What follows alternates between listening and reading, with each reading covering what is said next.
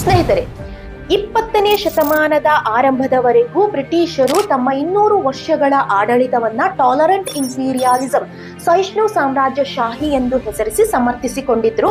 ಭಾರತೀಯರಾದಂತಹ ನಮಗೆ ಸಂಸ್ಕೃತಿ ಮತ್ತು ನಾಗರಿಕತೆಯ ಪರಿಚಯ ಮಾಡಿಕೊಟ್ಬಿಟ್ಟು ಉಪಕಾರ ಮಾಡ್ತಾ ಇದ್ದೀವಿ ಎಂದು.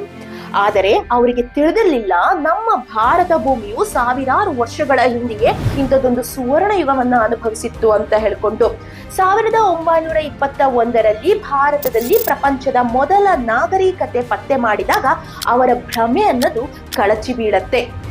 ಇಂದು ಸುಮಾರು 100 ವರ್ಷಗಳ ಹಿಂದೆ ಸಿಂಧೂ ತೀರ ಪ್ರದೇಶದಲ್ಲಿ 2 ಪ್ರಮುಖ ನಗರಗಳಾದಂತಹ ಹರಪ್ಪ ಮತ್ತು ಮೊಹೆಂಜೋದಾರ ನಗರಗಳ ಪತ್ತೆಯಾಗತ್ತೆ. ಇದರಿಂದ ಭಾರತದಲ್ಲಿ ಸುಮಾರು 5000 ವರ್ಷಗಳ ಹಿಂದೆಯೇ ಅದ್ಭುತವಾದಂತಹ, ವೆಲ್ ಸೊಫಿಸ್ಟಿಕೇಟೆಡ್ ಆದಂತಹ, ಸುಸಂಸ್ಕೃತವಾದಂತಹ ನಾಗರಿಕತೆ ಇದ್ದಿತ್ತು ಎಂದು ತಿಳಿದು ಬರುತ್ತೆ. ಇದನ್ನೇ ನಾವು ಸಿಂಧೂ ಬಯಲಿನ ನಾಗರಿಕತೆ ಎಂದು ಕರೆಯುತ್ತೇವೆ. ಈ ನಗರಗಳು ಬರೀ ಹಳ್ಳಿಗಳಂತೆ ಇರದೆ ಸುವ್ಯವಸ್ಥಿತವಾದಂತಹ ರಸ್ತೆಗಳನ್ನ ಹೊಂದಿತ್ತು. ಸುಟ್ಟ ಇಟ್ಟಿಗೆಗಳಿಂದ ನಿರ್ಮಾಣವಾದಂತಹ ಭವ್ಯ ಕಟ್ಟಡಗಳು, ಉತ್ತಮವಾದಂತಹ ಒಳಚರಂಡಿ ವ್ಯವಸ್ಥೆಯನ್ನ ಹೊಂದಿತ್ತು. ಕಾಲಕ್ರಮೇಣದ ಒಂದು ಉತ್ಖನನ, ಎಕ್ಸವೇಷನ್ ಇಂದಾಗಿ ದೊರೆತಂತಹ ಟೆರಾಕೋಟಾ ಮಡಿಕೆಗಳು, ಮುದ್ರೆಗಳು, ಬೆಲೆ ಬಾಳುವ ಆಭರಣಗಳು, ಅಸ್ಥಿಪಂಜರಗಳು ಮತ್ತು ವಿಭಿನ್ನ ಮೂರ್ತಿಗಳು ಈ ಕಾಲದ ಒಂದು ನಾಗರಿಕತೆ ಹಾಗೂ ಜೀವನ ಶೈಲಿಯ ಕಥೆಯನ್ನ ಹೇಳೋದಿಕ್ಕೆ ಶುರು ಮಾಡ್ತು. ನಾಗರಿಕತೆ ಕುರಿತಾದಂತಹ ಉತ್ಖನನಗಳು ಮುಂದುವರೆದಂತೆ ಕ್ರಮೇಣ ಹೊಸ ಜಗತ್ತು ತೆರೆದುಕೊಳ್ತಾ ಹೋಯಿತು. ಈ ನಾಗರಿಕತೆಯ ಕೃಷಿ, ವ್ಯಾಪಾರ, ತಂತ್ರಜ್ಞಾನ ಮತ್ತು ವಾಸ್ತುಶಿಲ್ಪ ಜಗತ್ತನ್ನ ಆಶ್ಚರ್ಯಚಕಿತಗೊಳಿಸಿತು. ಅವರ ಒಂದು ವಾಟರ್ ಮ್ಯಾನೇಜ್ಮೆಂಟ್ ಆಗಿರಬಹುದು, ಡ್ರೈನೇಜ್ ಸಿಸ್ಟಮ್ ಆಗಿರಬಹುದು, ಎಷ್ಟು ಅತ್ಯುತ್ತಮವಾಗಿತ್ತು ಅಂತ ಹೇಳಿದ್ರೆ ಪ್ರಪಂಚದ ಇಂದಿನ ಅನೇಕ ನಗರಗಳಲ್ಲಿ ಈ ಸೌಲಭ್ಯಗಳಿಲ್ಲ. ಅಷ್ಟು ವೆಲ್ ಪ್ಲಾನ್ಡ್ ಮತ್ತೆ ವೆಲ್ ಆರ್ಗನೈಸ್ಡ್ ಆದಂತಹ ಒಳಚರಂಡಿ ವ್ಯವಸ್ಥೆಯನ್ನ ಅಂದಿನ ನಾಗರಿಕತೆಯ ಜನರು ಹೊಂದಿದ್ದರು. ದಶಕಗಳ ಕಾಲ ನಡೆದ ಉತ್ಖನನದಲ್ಲಿ ಅಲ್ಲಿಯ ಲಿಪಿಯ ಪತ್ತೆಯಾಗತ್ತೆ. ಆದರೆ ಆಶ್ಚರ್ಯಕರವಾದಂತಹ ವಿಷಯ ಅಂತ ಹೇಳಿದ್ರೆ, ಮೆಸೊಪೊಟೇಮಿಯಾ ಮತ್ತು ಈಜಿಪ್ಟ್ ನಾಗರಿಕತೆಯ ಲಿಪಿಗಳನ್ನ ಓದೋದಿಕ್ಕೆ ಸಾಧ್ಯ ಆಯಿತು.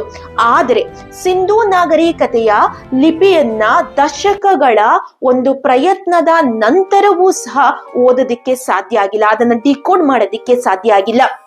ಹಾಗಾದ್ರೆ ಬನ್ನಿ ಸ್ನೇಹಿತರೆ, ಪ್ರಾಚೀನ ಮತ್ತು ಮಹಾನ್ ಸಿಂಧೂ ನಾಗರಿಕತೆಯ ಚರಿತ್ರೆಯನ್ನ ತಿಳಿದುಕೊಳ್ಳೋಣ. ಇಡೀ ಜಗತ್ತನ್ನ ತನ್ನ ನಗರ ನಿರ್ವಹಣೆ, ಒಳಚರಂಡಿ ವ್ಯವಸ್ಥೆ ಮತ್ತು ಲಿಪಿಯ ಮೂಲಕ ಅಚ್ಚರಿಗೊಳಿಸಿದಂಥ ಇದರ ವಿಶೇಷತೆ ಆದ್ರೂ ಏನು? ಹಾಗೆಯೇ ಹೇಳ ಹೆಸರಿಲ್ಲದ ಹಾಗೆ ಈ ನಾಗರಿಕತೆ ಅನ್ನೋದು ಇತಿಹಾಸದ ಪುಟದಿಂದ ಮರೆಯಾಗದಿಕ್ಕೆ ಕಾರಣ ಏನು ಎನ್ನುವಂತಹ ಎಲ್ಲಾ ವಿಷಯಗಳನ್ನ ನಾವು 1 by 1 ಈ ಒಂದು ತರಗತಿಯಲ್ಲಿ ತಿಳಿದುಕೊಳ್ತಾ ಹೋಗೋಣ.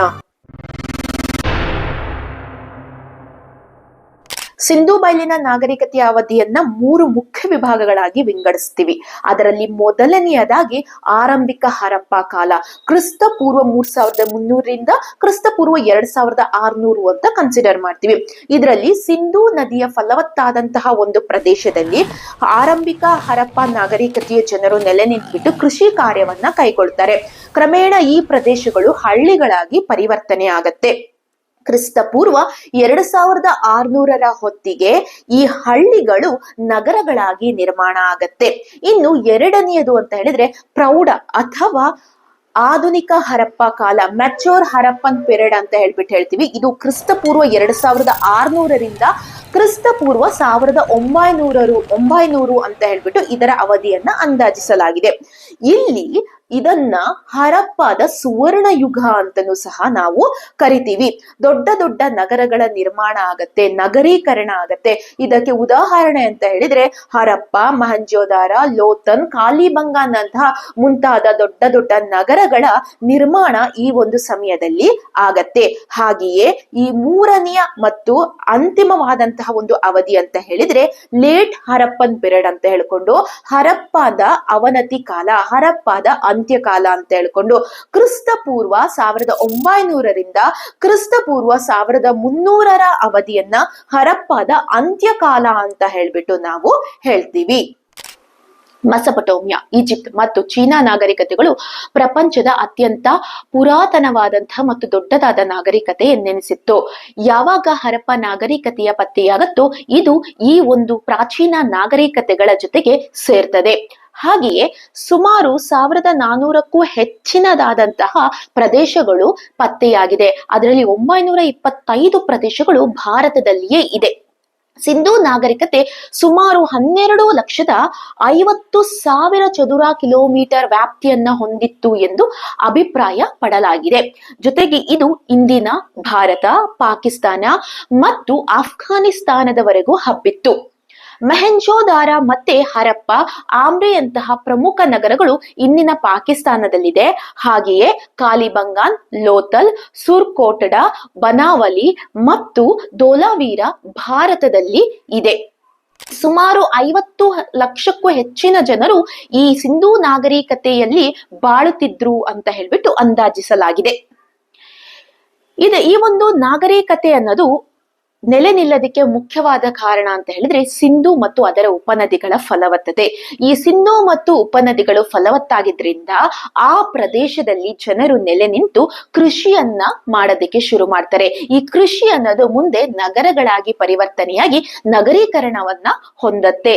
ಸೊ ಈ ಒಂದು ನಗರ ಯೋಜನೆ ಅನ್ನೋದು ಯಾವ ರೀತಿಯಾಗಿ ಇತ್ತು ಅನ್ನೋದನ್ನ ನಾವು ನೋಡ್ಕೊಂಡು ಬರೋಣ.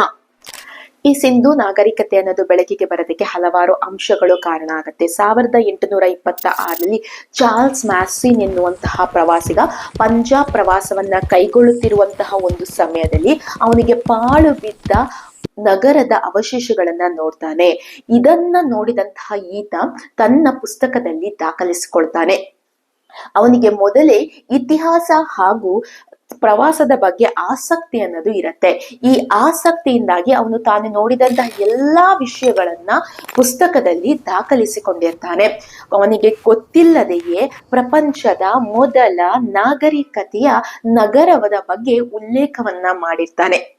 ಹಾಗೆಯೇ ಇತಿಹಾಸಕಾರರ ಅಭಿಪ್ರಾಯದ ಪ್ರಕಾರ ಚಾರ್ಲ್ಸ್ ಮಾಸಿನ್ ಹಾಗೂ ಜೇಮ್ಸ್ ಲೇವಿಸ್ ಎನ್ನುವಂಥವರು ಇಬ್ಬರು ಒಬ್ಬನೇ ಅಂತ ಹೇಳ್ಬಿಟ್ಟು ಅಭಿಪ್ರಾಯವನ್ನ ಪಟ್ಟಿದ್ದಾರೆ.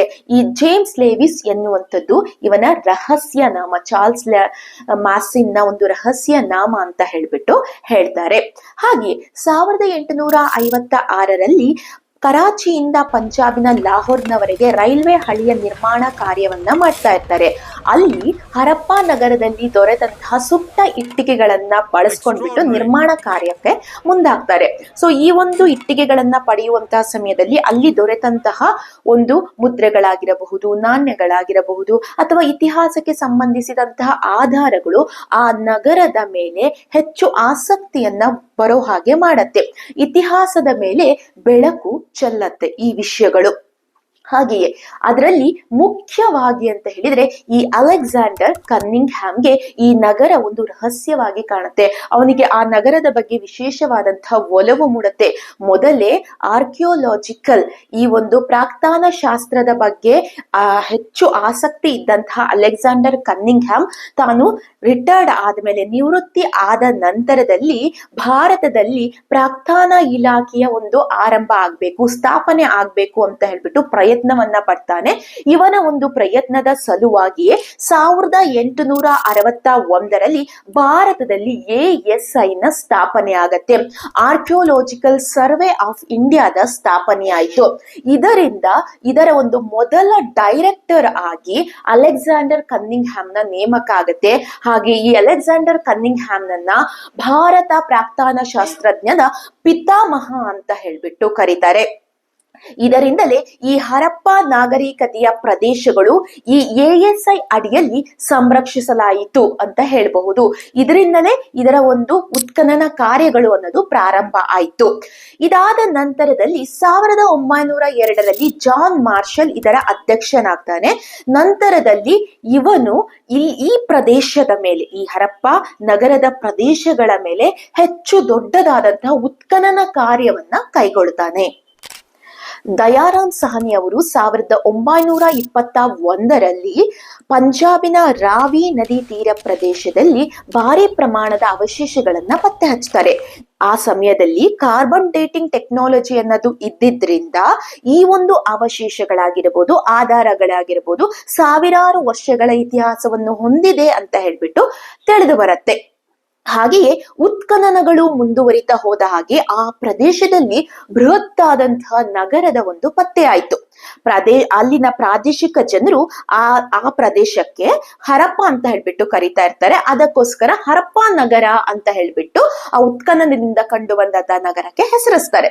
ಇನ್ನು ಸಿಂಧೂ ನಾಗರಿಕತೆಯ ಉತ್ಖನನದಲ್ಲಿ ದೊರೆತಂತಹ ಮೊದಲ ನಗರ ಇದಾಗಿದ್ರಿಂದ ಈ ನಾಗರಿಕತೆಯನ್ನ ಹರಪ್ಪ ನಾಗರಿಕತೆ ಅಂತನೂ ಸಹ ಕರೆಯಲಾಯಿತು. ಉತ್ಖನನ ಕಾರ್ಯಗಳು ಮುಂದುವರಿತಾ ಹೋಗುತ್ತೆ. 1922ರಲ್ಲಿ ರಾಕಲ್ ದಾಸ್ ಬ್ಯಾನರ್ಜಿ, R.D. ಬ್ಯಾನರ್ಜಿ ಅವರು ತಮ್ಮ ಉತ್ಖನನದ ಸಮಯದಲ್ಲಿ ಹರಪ್ಪದ 595 ಕಿಲೋಮೀಟರ್ ಉತ್ತರದಲ್ಲಿ ಸಿಂಧೂ ನದಿ ಹತ್ತಿರದಲ್ಲಿ ಅವರಿಗೆ ಅವಶೇಷಗಳು ದೊರೆಯುತ್ತೆ. ಈ ಅವಶೇಷಗಳು ಯಾವುದು ಅಂತ ಹೇಳಿದ್ರೆ ಮಾನವನ ಅಸ್ಥಿ ಪಂಜರದ ಒಂದು ರಾಶಿ, ಒಂದರ ಮೇಲೆ ಒಂದರಂತೆ ಅಸ್ಥಿ ಪಂಜರಗಳ ರಾಶಿ ಅನ್ನೋದೇ ಸಿಗತ್ತೆ. ಅದಕ್ಕಾಗಿ ಅವರು ಈ ಪ್ರದೇಶವನ್ನ ಮೊಹೆಂಜೊದಾರೋ ಅಂತ ಹೇಳ್ಕೊಂಡು ಹೆಸರಿಸ್ತಾರೆ. ಮೊಹೆಂಜೊದಾರೋ ಅಂತ ಹೇಳಿದ್ರೆ ಮಡಿದವರ ದಿಬ್ಬ, ದ ಮೌಂಟ್ ಆಫ್ ಡೆಡ್ ಅಂತ ಹೇಳ್ಬಿಟ್ಟು ಅರ್ಥ ಕೊಡುತ್ತೆ. ಹೀಗೆ ಹರಪ್ಪ ಮತ್ತು ಮೊಹೆಂಜೊದಾರೋ ನಗರಗಳ ಪತ್ತೆಯಾಗತ್ತೆ. ಇದರಿಂದ 1924ರಲ್ಲಿ ಸರ್ ಜಾನ್ ಮಾರ್ಷಲ್ ಅಧಿಕೃತವಾಗಿ ಲಂಡನ್ ಪತ್ರಿಕೆಯಲ್ಲಿ ಭಾರತದಲ್ಲಿ ಪ್ರಾಚೀನ ನಾಗರಿಕತೆಯ ನಗರದ ಒಂದು ಪತ್ತೆ ಆಗಿದೆ ಅಂತ ಹೇಳ್ಬಿಟ್ಟು ಅದರಲ್ಲಿ ತಿಳಿಸ್ತಾರೆ. ಹೀಗೆ ಈ ಎಲ್ಲಾ ಅಂಶಗಳು ಒಂದು ಪ್ರಪಂಚದ ಪ್ರಾಚೀನ ನಾಗರಿಕತೆಯಾದಂತಹ ಸಿಂಧು ಬಯಲಿನ ನಾಗರಿಕತೆ ಬೆಳಕಿಗೆ ಬರೋದಕ್ಕೆ ಕಾರಣವಾದಂತಹ ಹಲವಾರು ಅಂಶಗಳಾಗಿದೆ.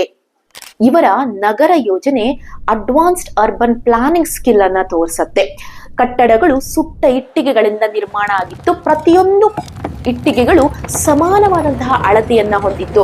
ನಗರಗಳು ಚೌಕ ಹಾಗೂ ಆಯತಾಕಾರದಲ್ಲಿತ್ತು. ಹರಪ್ಪ ನಗರಗಳಲ್ಲಿ 2 ಅಥವಾ 2ಕ್ಕಿಂತ ಹೆಚ್ಚಿನ ಭಾಗಗಳನ್ನ ಕಾಣ್ತೀವಿ. ಅದರಲ್ಲಿ ಪಶ್ಚಿಮ ಭಾಗ ಅತ್ಯಂತ ಕಿರಿದಾಗಿತ್ತು, ಎತ್ತರವಾಗಿತ್ತು. ಇದನ್ನ ಪ್ರಾಕ್ತನ ಶಾಸ್ತ್ರಜ್ಞರು ಕೋಟೆ ಅಂತ ಹೇಳ್ಬಿಟ್ಟು ಕರೆದಿದ್ದಾರೆ. ಕೋಟೆಗಳು ಒಳಗಡೆ ಗಮನಾರ್ಹವಾದಂತಹ ಕಟ್ಟಡಗಳಿತ್ತು. ಹಾಗೆಯೇ ಪೂರ್ವ ಭಾಗ ಅತ್ಯಂತ ವಿಶಾಲವಾಗಿದ್ದು ತಗ್ಗಾಗಿತ್ತು. ಇದನ್ನ ಹಳ್ಳಿ ಅಥವಾ ಗ್ರಾಮ ಅಂತ ಹೇಳ್ಬಿಟ್ಟು ಕರೆದಿದ್ದಾರೆ. ಇನ್ನು ರಸ್ತೆಗಳು ಸಹ ಬಹಳ ಸುವ್ಯವಸ್ಥಿತವಾಗಿತ್ತು. ಇವರ ಕಾಲದ ಒಂದು ಗಮನಾರ್ಹವಾದಂತಹ ಒಂದು ವಿಷಯ ಅಂತ ಹೇಳಿದ್ರೆ ಒಳಚರಂಡಿ ವ್ಯವಸ್ಥೆ. ಈ ಒಳಚರಂಡಿ ವ್ಯವಸ್ಥೆಯನ್ನ ಚಪ್ಪಟಿ ಕಲ್ಲುಗಳಿಂದ ಮುಚ್ಚುವಂತಹ ಒಂದು ವ್ಯವಸ್ಥೆಯೂ ಇತ್ತು.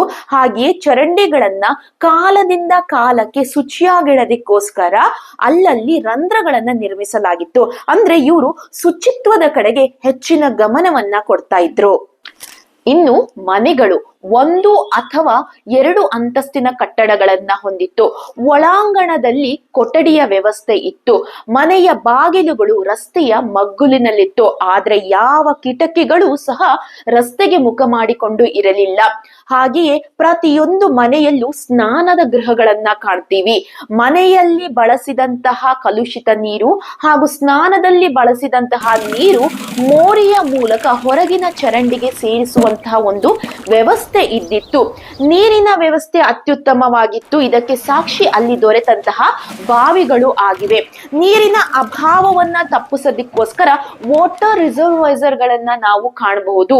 ನೀರಿನ ಅಭಾವ ಆಗಬಾರದು ಅನ್ನುವಂತಹ ದೃಷ್ಟಿಯಲ್ಲಿ ನೀರಿನ ಬಳಕೆಗೋಸ್ಕರ ಧೋಲಾವೀರದಂತಹ ನಗರಗಳಲ್ಲಿ 16 ವಾಟರ್ ರಿಸರ್ವೈಸರ್ ಗಳನ್ನ ನಾವು ನೋಡ್ತೀವಿ. ಜಲಾಶಯಗಳನ್ನ ಕಾಣಬಹುದು. ಹಾಗೆಯೇ ನೀರಿನ ಒಂದು ಕಾಲುವೆಗಳು ಸಹ ಇದ್ದಿತ್ತು ಅಂತ ಸಾಬೀತಾಗಿದೆ. ಜೊತೆಗೆ ಆಹಾರ ಧಾನ್ಯಗಳನ್ನ ಸಂಗ್ರಹಿಸಿಡೋದಕ್ಕೆ ಉಗ್ರಾಣ ವ್ಯವಸ್ಥೆಯೂ ಸಹ ಇದ್ದಿತ್ತು. ಇನ್ನು ಮೊಹೆಂಜೊದಾರೋದ ಸ್ನಾನದ ಕೊಳ, the great Baat of Mohenjodaro, ಇದು ಸುಟ್ಟ ಇಟ್ಟಿಗೆಗಳಿಂದ ನಿರ್ಮಾಣ ಆಗಿತ್ತು. ಕೊಳವೆಯಲ್ಲಿ ನೀರು ಸೋರಿಕೆ ಆಗದ ರೀತಿಯಲ್ಲಿ ಕಟ್ಟಲಾಗಿತ್ತು. ಹಾಗೆಯೇ 2 ಕಡೆ ಇಳಿದು ಹೋಗೋದಿಕ್ಕೆ ಮೆಟ್ಟಿಲು ವ್ಯವಸ್ಥೆ ಇತ್ತು. ಇದು ಸುಮಾರು 8 ಅಡಿ ಆಳವನ್ನ ಹೊಂದಿತ್ತು. ಹಾಗೆಯೇ ಬಟ್ಟೆಯನ್ನ ಬದಲಿಸೋದಕ್ಕೋಸ್ಕರ ಸ್ನಾನಗೃಹದ ಸುತ್ತಲೂ ಕೊಠಡಿಯ ವ್ಯವಸ್ಥೆಯೂ ಸಹ ಇತ್ತು. ಬಳಸಿದಂತಹ ನೀರು ಹೊರ ಹೋಗುವಂತಹ ವ್ಯವಸ್ಥೆ ಇತ್ತು. ಹಾಗೆಯೇ ಶುಚಿಯಾದಂತಹ ನೀರು ತುಂಬೋದಿಕ್ಕೆ ಬಾವಿಯ ವ್ಯವಸ್ಥೆಯೂ ಇತ್ತು. ಇದನ್ನ ವಿಶೇಷ ಸಂದರ್ಭದಲ್ಲಿ ಮಾತ್ರ ಬಳಸ್ತಿದ್ರು ಅನ್ನೊಂದು ತಿಳಿದು ಬಂದಿದೆ. ಸ್ನೇಹಿತರೆ, ಇಲ್ಲಿಯವರೆಗೂ ನಾವು ಸಿಂಧೂ ಬಯಲಿನ ನಾಗರಿಕತೆಯ ಬಗ್ಗೆ ಹಲವಾರು ಇಂಟ್ರೆಸ್ಟಿಂಗ್ ಆಗಿರುವಂತ ವಿಷಯಗಳನ್ನ ತಿಳ್ಕೊಂಡ್ವಿ. ಹಾಗೆಯೇ ಮುಂದಿನ ಒಂದು ವಿಡಿಯೋದಲ್ಲಿ ಇಂಥ ಅದ್ಭುತವಾದಂತಹ ನಾಗರಿಕತೆಯ ಜನರ ಒಂದು ಜೀವನ ಶೈಲಿ ಯಾವ ರೀತಿ ಇತ್ತು, ಅವರ ಧಾರ್ಮಿಕ ನಂಬಿಕೆಗಳು ಹೇಗಿತ್ತು, ವ್ಯಾಪಾರ ಸಂಪರ್ಕವನ್ನ ಯಾವ ರೀತಿಯಾಗಿ ಅವರು ಇತರ ನಾಗರಿಕತೆಗಳೊಂದಿಗೆ ಹೊಂದಿದ್ರು, ಹಾಗೆಯೇ ಇವರ ರಹಸ್ಯ ಅಂತ ಹೇಳಿದ್ರೆ ಲಿಪಿ. ಈ ಲಿಪಿಯನ್ನ ಓದೋದಿಕ್ಕೆ ಸಾಧ್ಯ ಆಗಿಲ್ಲ. ಯಾಕೆ ಸಾಧ್ಯ ಆಗಿಲ್ಲ ಅನ್ನುವಂತಹ ವಿಷಯದ ಜೊತೆಗೆ ಈ ಒಂದು ಅದ್ಭುತವಾದಂತಹ ವೈಶಿಷ್ಟ್ಯವಾದಂತಹ ಈ ನಾಗರಿಕತೆ ಅನ್ನೋದು ಇತಿಹಾಸದಿಂದ ಸಂಪೂರ್ಣವಾಗಿ ಕಣ್ಮರೆಯಾಗೋದಿಕ್ಕೆ ಕಾರಣ ಏನು, ಇದಕ್ಕೆ ಪ್ರಕೃತಿ ಕಾರಣನ ಅಥವಾ ಮಾನವ ನಿರ್ಮಿತವಾದಂತಹ ಕಾರಣನ ಎನ್ನುವಂತ ಎಲ್ಲ ವಿಷಯಗಳನ್ನ ನಾವು ಒಂದು ಮುಂದಿನ ವಿಡಿಯೋದಲ್ಲಿ ತಿಳ್ಕೊಳ್ಳೋಣ. ಅಲ್ಲಿಯವರೆಗೂ ಧನ್ಯವಾದಗಳು ಸ್ನೇಹಿತರೆ. ಜೊತೆಗೆ ನನ್ನ ಈ ಒಂದು ವಿಡಿಯೋ ಇಷ್ಟ ಆಗಿದ್ರೆ ಲೈಕ್, ಸಬ್ಸ್ಕ್ರೈಬ್ ಮತ್ತೆ ಶೇರ್ ಮಾಡಿ ಅಂತ ಹೇಳ್ಕೊಂತ ಮುಂದಿನ ಒಂದು ವಿಡಿಯೋದೊಂದಿಗೆ ಉತ್ತಮವಾದಂತಹ ಅಂಶಗಳೊಂದಿಗೆ ಬರ್ತೀನಿ ಅಂತ ಹೇಳ್ತೀನಿ.